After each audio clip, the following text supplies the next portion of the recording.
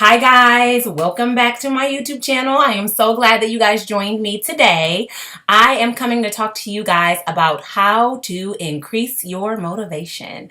You see, motivation is something that we all really need, but the problem is we usually lack motivation.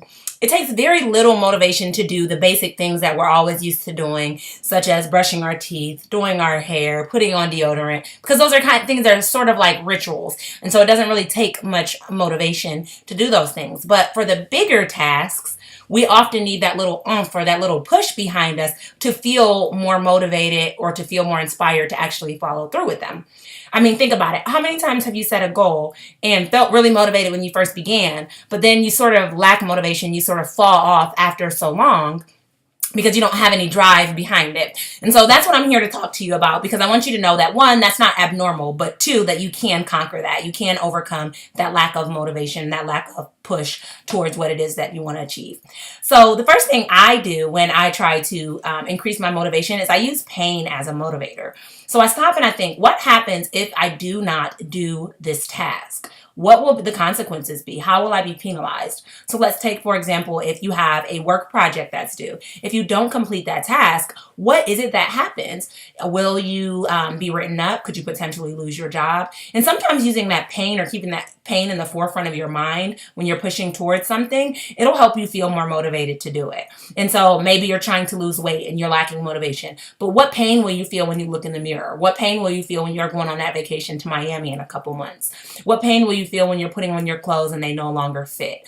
So when you're using pain as a push, that usually will help to motivate you, because naturally, as humans, we do everything in our power to avoid pain to the best of our possibility, best of our capabilities. We try to avoid pain. And so when you think of all the pain that will be caused when you don't follow through with it, you'll be better apt to push towards what it is that you truly want.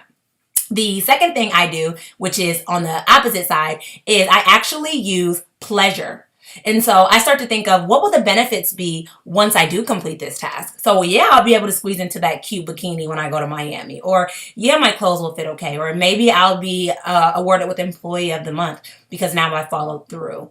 I will be proud of myself because I can, put one check off on my planner or my agenda or my journal that I've accomplished something that I put my mind towards. And so you can use pain because we try to avoid pain. And naturally, as humans, we're inclined to seek that pleasure. And so in the same way, you can use pleasure to motivate you in the right path as well.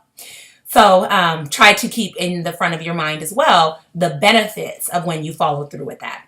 The third thing that I always use when I am feeling like I'm lacking motivation is I reward myself. So I start to think of, okay, what is it that I can get when I do this? So sometimes you don't always, and people think that rewarding yourself, you have to financially reward yourself. So you've accomplished this goal of weight loss, and now you can go get, a cookie, or now you can go out to a fancy restaurant.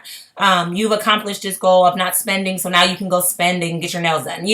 That counteracts what it was that you were trying to do. And so you don't always have to reward yourself in a monetary fashion. There's other ways to reward yourself. And so to do that, you would start off with listing all of the things that you really enjoy doing that are free. And so maybe it's spending time with family. Maybe it's watching a movie. Maybe it's taking a nap. Like, it's not crazy as it sounds, I love naps. Like, if I could go back to being a kid, I would, just simply for nap time, because I adore naps. Naps are like my best friend.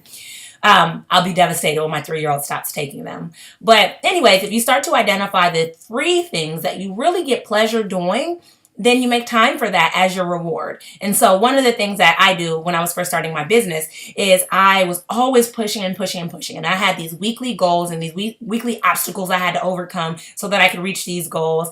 And I was putting everything to the back burner. And so one of my things that I used to motivate myself, to reward myself when I was done, was that I was allowed an hour of downtime to watch TV. I'm not a big advocate for TV. I do think, there are fun shows and I know you guys may enjoy them, but I feel like TV is easily consumable. Like, you can become consumed in it. You'll turn it on for 1 minute, watch one show, and before you know it, you've been watching 2 hours of Snapped, whatever it is.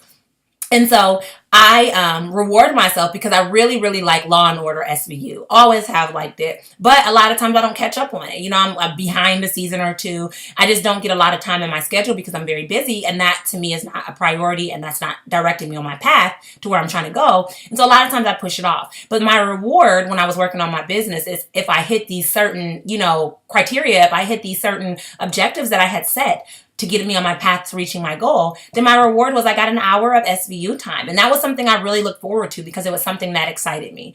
And so again, it doesn't necessarily have to be something that you adore, something that you love, something that costs a ton of money, but just something that inspires you to work harder. So again, I'll just kind of reiterate those three things. Use pain. So remember the pain that will be caused when you do not have this motivation. What will the outcome be? 2, use pleasure. What will the outcome be on the positive end, on the opposite end of the spectrum? What kind of great things will come because you had the motivation to pursue or to continue? And then 3, reward yourself. If you financially want to reward yourself, great. Thumbs up to you. That's wonderful. And sometimes I do that as well. But I just wanted to give some insight into people who maybe don't have that financial component to reward themselves with money, but you want to do something else. So try those 3 things and see if they do not improve your motivation. You'll be so impressed at how motivated you'll feel when you start to really use those 3 things and keep those 3 steps behind you. It'll put the and the drive behind you so that you can go in the direction of accomplishing your goals and making sure that you maintain your motivation. So I'll chat with you guys later. Have a wonderful day. Bye.